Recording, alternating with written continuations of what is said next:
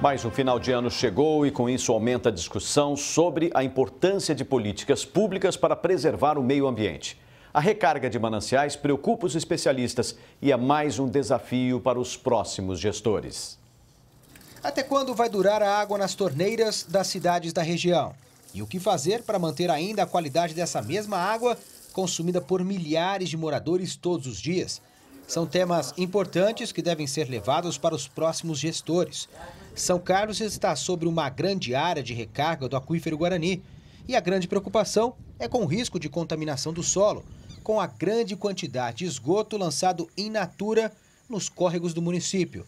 Na mesma região, em Tirapina e Descalvado, as fossas negras podem afetar a qualidade da água da bacia hidrográfica da região. Falta uma fiscalização mais empenhada pelos órgãos ambientais responsáveis, porque a legislação é específica e norteia toda a matéria. O que falta realmente é uma fiscalização mais rígida. Em Araraquara, a desativação da Estação do Ouro é motivo de preocupação para a CETESB. Desde 2013, o órgão investiga a possível contaminação do solo, por conta de vazamento do óleo utilizado para alimentar os transformadores de energia. Na época, a informação era de que o componente poderia ter atingido o lençol freático, uma vez que essa região da cidade é o ponto mais aflorado do aquífero Guarani. Segundo o gerente da CETESB em Araraquara, um primeiro laudo apontou resultado negativo para a contaminação. Mas ainda assim, é cedo para concluir se de fato a área está fora de risco.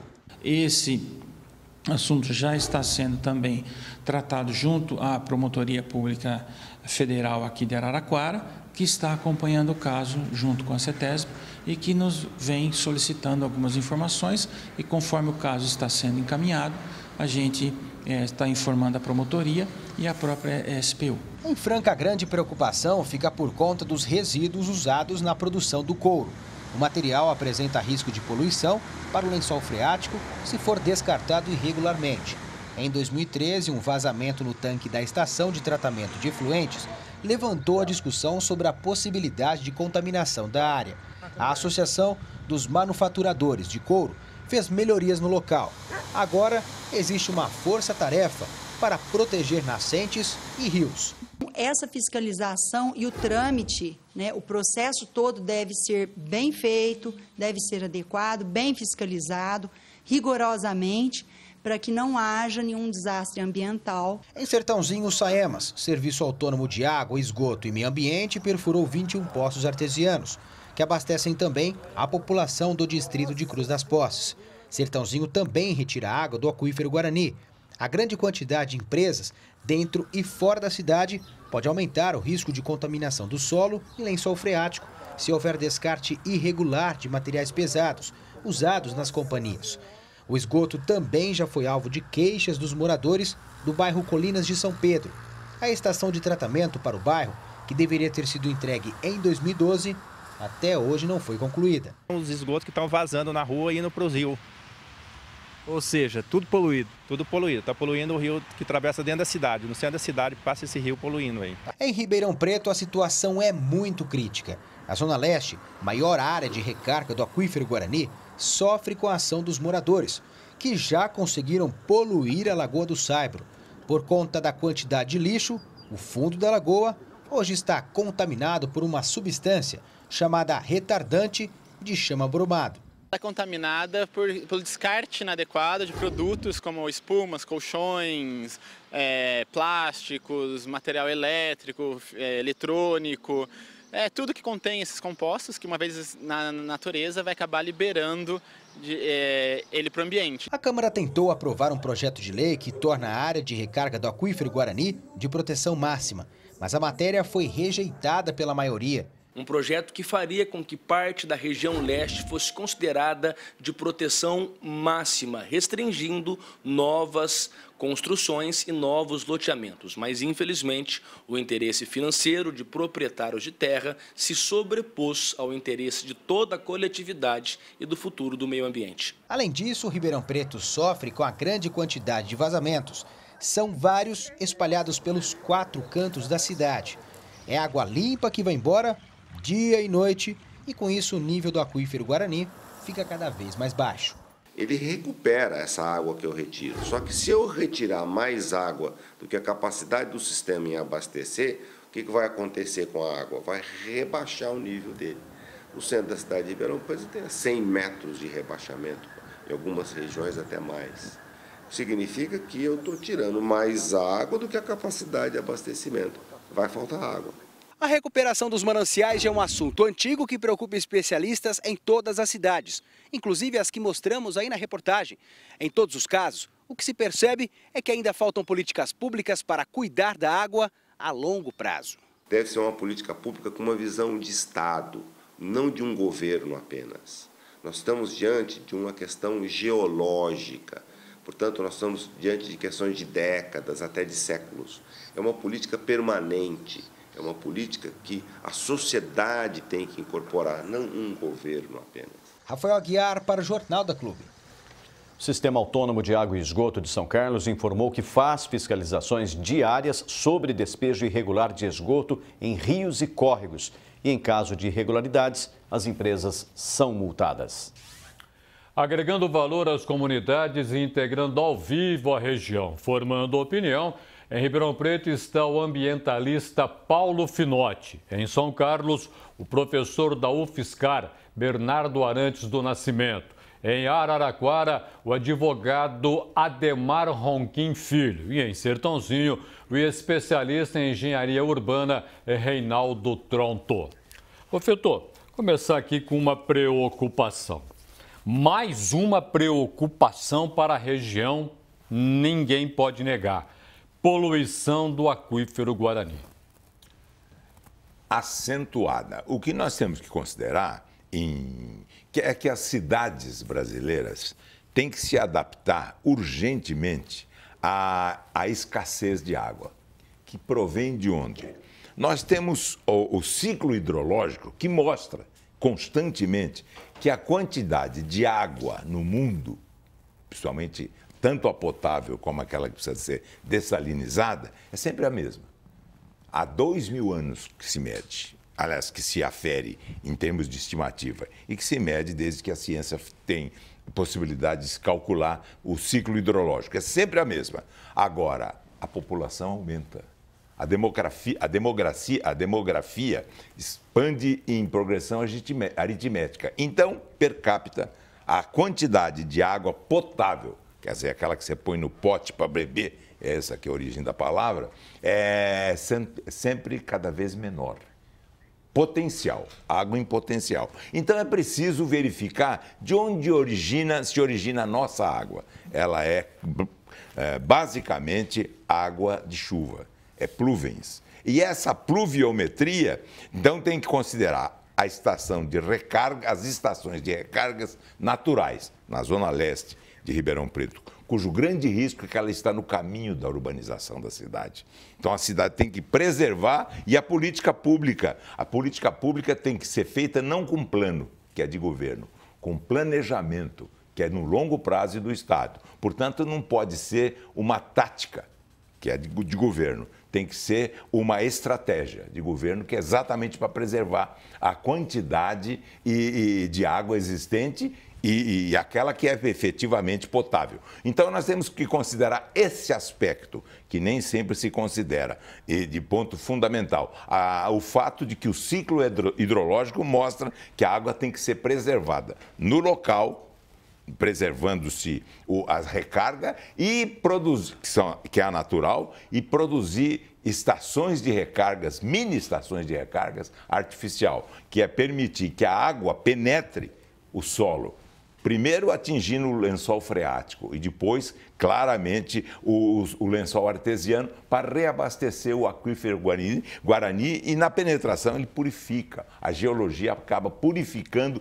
todo o aspecto hidrográfico. E nós temos, então, que considerar os recursos hídricos, que são fundamentais, que são estratégicos, que devem ser preservados, conforme nós vamos ver, na Constituição Federal está toda a estratégia que deve ser seguida. Em Ribeirão Preto está o ambientalista Paulo Finotti. Finotti, uma das coisas que a gente tem batido nos últimos anos e há anos é quanto a essa região de Ribeirão Preto, que é recarga do aquífero Guarani. A descoberta de agora que está poluído e a falta de um tratamento não é de agora. E agora, o que a gente faz para salvar esse pedaço importantíssimo do aquífero? Boa tarde, Roberto. Boa tarde, Golfeto, e a todos que nos estão assistindo. Com relação a esse aspecto de poluição, é preocupante de um lado, mas nós temos posições, inclusive da própria CETESB, que vem demonstrando que não é exatamente essa grande quantidade de materiais que fica na Lagoa do Saibro que polui. Isto sim são os agrotóxicos e defensivos agrícolas, que particularmente são compostos clorados, e estes sim são dissolvidos na água de chuva e outra que penetra no nosso sistema do aquífero. Então essa é a grande preocupação. O que acontece é o seguinte, nós não podemos, eu sempre comento, aliás até hoje na minha crônica semanal, no periódico de Ribeirão Preto, eu comento que nós precisamos conservar a água.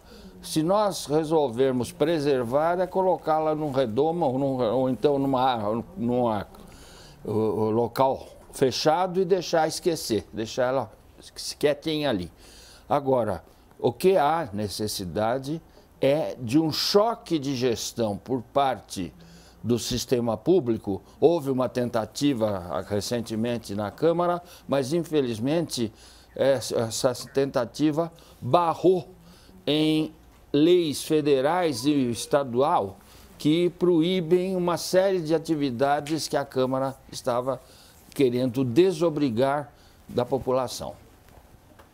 Ok, muito obrigado, Finotti. Daqui a pouco a gente volta a se falar. Vou agora até a cidade de São Carlos, professor da UFSCar, Bernardo Arantes do Nascimento. Professor, o que a UFSCar ou a universidade da região ou universidades da região podem fazer para ajudar prefeitos que vão tomar posse no ano que vem, prefeitos que foram reeleitos ou que estão chegando de novatos nos cargos, para que eles tenham cuidados com a água e com o aquífero Guarani? Boa tarde ao senhor. Boa tarde a todos. É um prazer estar aqui conversando sobre esse assunto tão importante.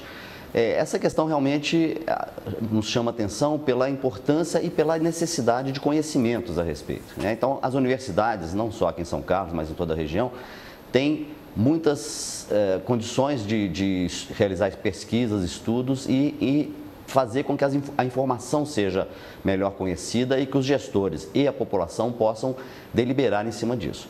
Agora, além disso, é importante, e aqui em São Carlos eu considero que a gente tem um exemplo bastante positivo, que a universidade também saia dos seus muros, né, e participe da vida da cidade. Então, o exemplo que a gente está vivendo, inclusive no momento agora, é a revisão do plano diretor municipal da cidade. Foi aprovado um plano lá em 2005 e agora ele está sendo revisto. Então, nós tivemos a oportunidade, enquanto representantes da universidade, mas também junto com outros representantes da sociedade, de participar da construção de soluções que não comprometam os recursos hídricos. Eu considero que aqui em São Carlos nós temos um exemplo bastante positivo de que o plano diretor que já tinha sido aprovado respeitou tanto os mananciais superficiais, os rios e córregos, como também uma tentativa que eu considero até bem sucedida de proteger os mananciais subterrâneos, no caso o famoso aquífero Guarani, que é responsável por metade da água que é consumida aqui na cidade. Então, nesse momento, inclusive na próxima semana, nós vamos estar em votação dessa revisão. Nós conseguimos, na proposta que foi enviada para a Câmara, que essas condições sejam respeitadas. A nossa preocupação é que haja nessa votação mudanças, né? Então, a universidade vai estar presente, inclusive, nas votações, vai estar dando apoio aos vereadores e cobrando, logicamente, de que essas condições sejam respeitadas e que os mananciais, tanto superficiais quanto subterrâneos, sejam protegidos. A ocupação urbana é um fator bastante comprometedor da qualidade da água. Mesmo que você tenha uma estação de tratamento de esgoto, como é o caso aqui de São Carlos, existe esse problema que já foi mencionado aí dos vazamentos, a gente tem as chamadas ligações cruzadas, em que o esgoto acaba entrando na rede de água pluvial, isso tudo acaba comprometendo os córregos e depois também a água subterrânea. Então, toda vez que há uma ocupação urbana, esses problemas aparecem. Então, a gente tem que controlar e ordenar essa ocupação urbana para que ela não aconteça de maneira descontrolada, levando problemas, levando poluição e outros problemas de erosão, por exemplo, para os corpos d'água da região e também para os aquíferos subterrâneos. Perfeitamente. Vou agora até Araraquara conversar com o advogado Ademar Ronquim Filho.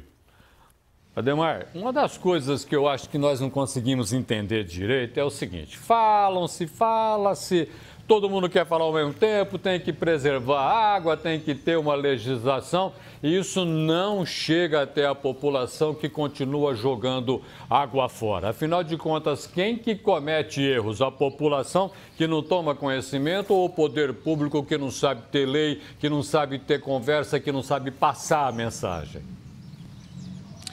Boa tarde, Roberto. Boa tarde aos demais debatedores. Boa tarde aos telespectadores. Olha, na verdade, nós temos uma legislação ambiental muito rica no Brasil, né? Desde a Constituição de 88, foram criados os parâmetros, né, para que nós tivéssemos uma proteção ampla de todos os recursos ambientais, inclusive a água, que, na verdade, desde 97, nós temos uma lei aprovada, uma lei federal, que é o Plano Nacional de Recursos Hídricos, né? E aí a gente tem que pensar o seguinte também: nós temos, a nível federal, a obrigação do que se chama gerenciamento dos recursos hídricos, fixar as metas e parâmetros, mas nada impede aos estados e os municípios, de acordo com o interesse local, de legislar.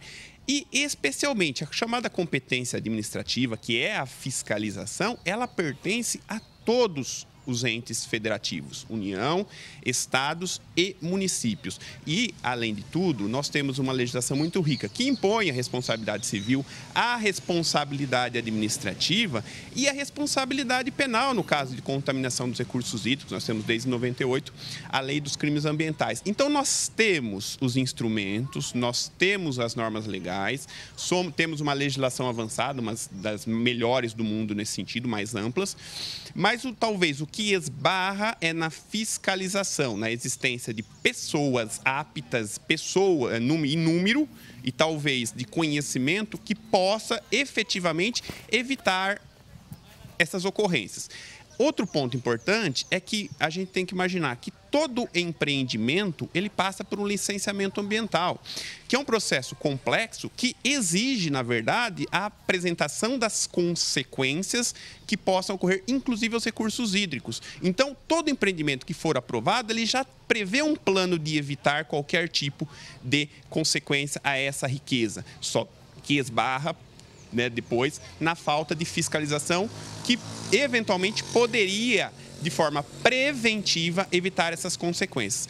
No que tange a população, obviamente, nós temos uma legislação rica, temos os instrumentos, mas, na verdade, nós também temos que estimular mais amplamente a chamada educação ambiental. A importância da conscientização que a perda dessa riqueza gerará não só nas presentes, mas principalmente nas futuras gerações. Então, os projetos de educação ambiental, eles são parte importantíssima para que nós não tenhamos ou não estaremos discutindo fatos como esse. Vou acertãozinho agora conversar com o especialista em engenharia urbana, Reinaldo Tronto.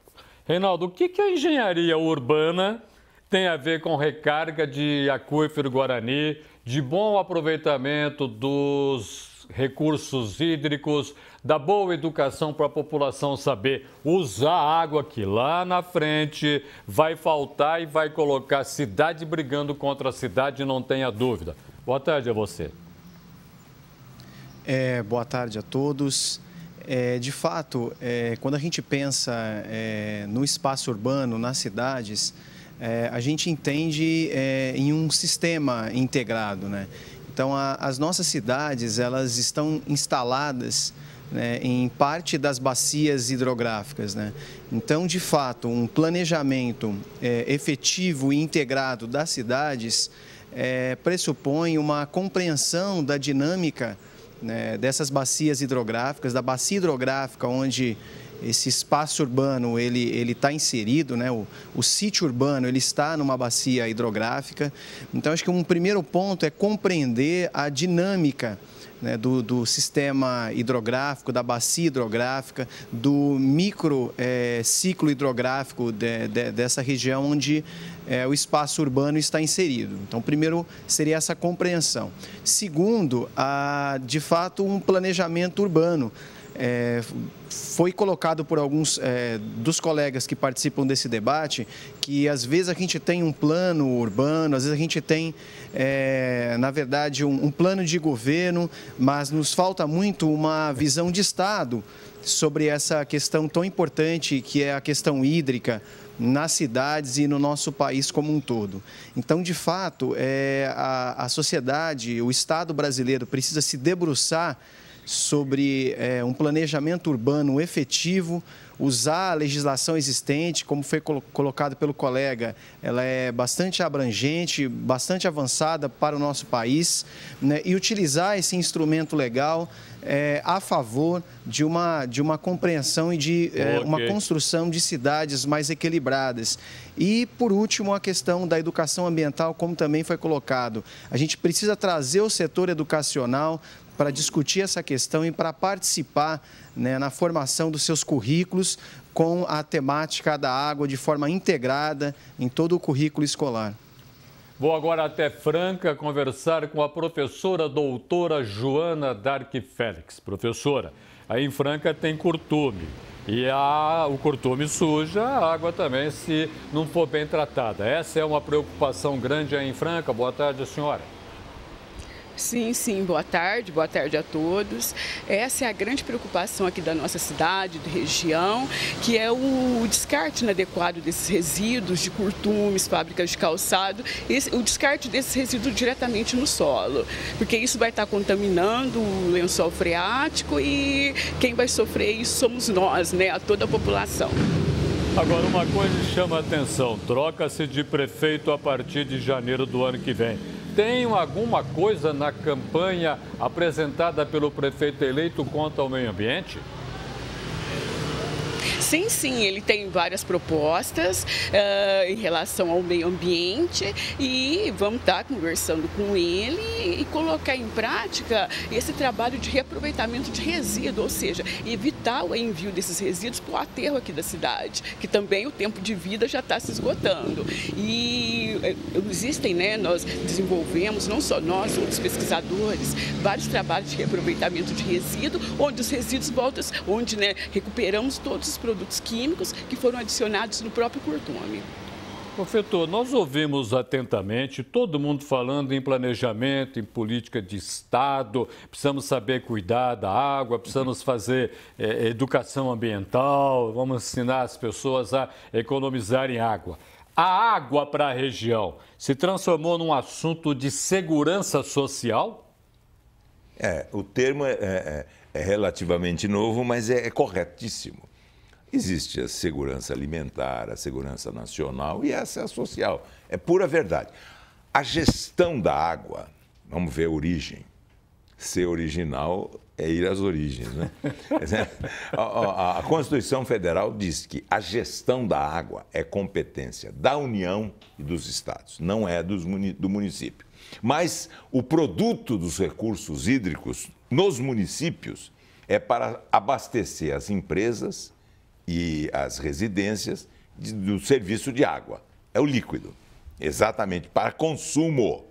Mas a água também é utilizada 80%, agora em torno de 70%, 75% da matriz energética nacional pela União e pelos Estados, porque ela representa, vamos dizer, um insumo gerador da energia mais importante, que já é uma energia limpa.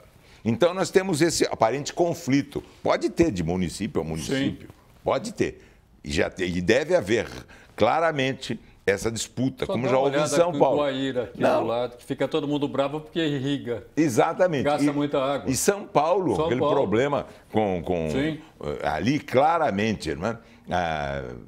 Nos municípios da Grande São Paulo. Bom, mas aqui nós temos, então, essa primeira gestão dos recursos hídricos do Estado e da União para essas duas finalidades, que são exatamente a segurança social, e me lembrou exatamente esse problema por causa da segurança nacional, porque sem energia hidroelétrica para a economia do país. Aí é claramente um problema gravíssimo. Bom, esse primeiro ponto que nós temos que considerar. Temos que considerar de maneira nítida os mananciais, que devem ser geridos pelos municípios. Então, a gente tem que cuidar do plano diretor, verificar claramente, no caso anterior, da cidade se deslocando para, inclusive, colocar o aquífero na Zona Leste, na possibilidade de ser abraçado pela cidade e depois ser assassinado pela cidade, pelo menos nesse aspecto fundamental,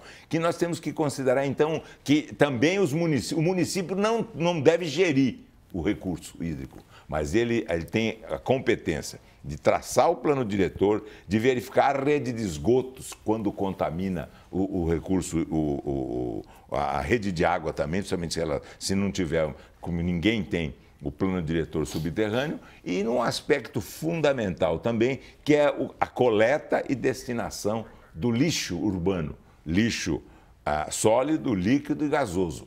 O líquido, o rede de esgoto, que contamina todos os recursos hídricos. Esse é um aspecto grave que o município tem que começar a tomar, entendendo que a água não é apenas para consumo familiar.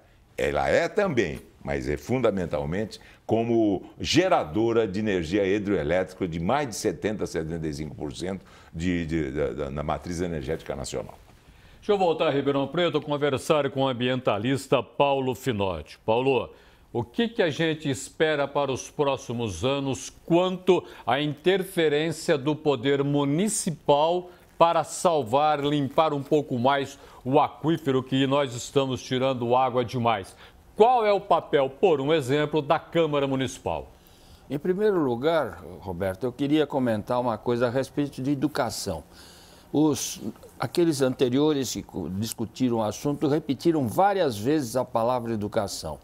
E eu coloco o seguinte mote: com educação nós temos saúde, com educação nós temos segurança e principalmente com educação nós temos educação. Sem a educação não adianta o município, o Estado, a União tentarem resolver. Mas vamos voltar agora à situação nossa.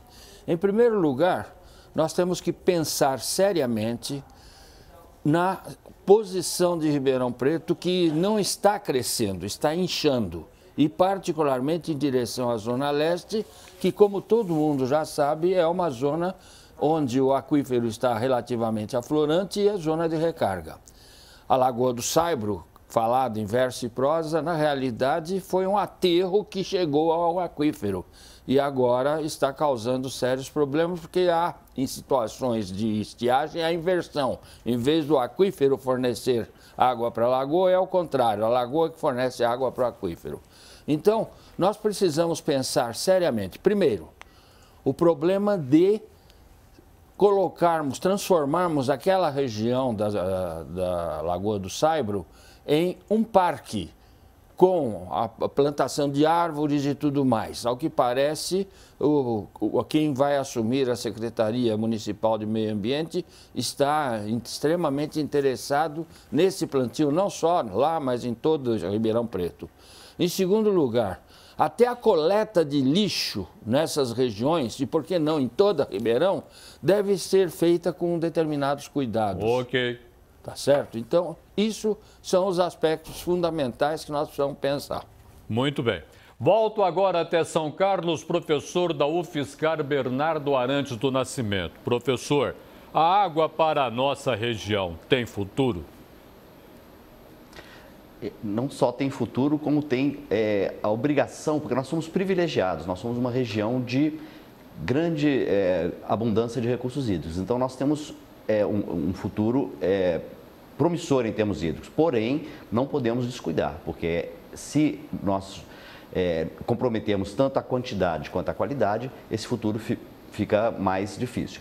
Mas eu acho que a gente tem condições, a gente tem conhecimentos, a gente tem formas de atuar, né? Nós temos aí novas gestões municipais começando e nós temos que, principalmente a população, exercer o seu papel, influenciar, cobrar, fazer com que as ideias de preservação sejam mais importantes, mais consideradas do que ideias, às vezes, de ocupação de espaço ou de ganhos particulares. Então, o futuro da água, que é o futuro de todos nós, está dependendo disso. Mas eu acredito, eu sou mais otimista, eu acho que a gente consegue e eu tenho visto avanços importantes.